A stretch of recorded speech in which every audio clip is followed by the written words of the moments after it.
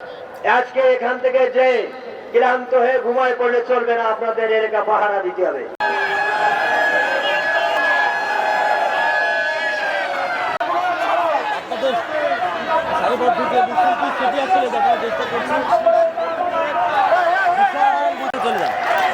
ওই যে দেখেন হচ্ছে রহমান রয়েছে, ওরা বক্তব্যটা নেবে, মানে ভিডিওটা নেবেন, নিয়ে ওইখান থেকে টোটাল যে জনসভা ওটা টানবেন।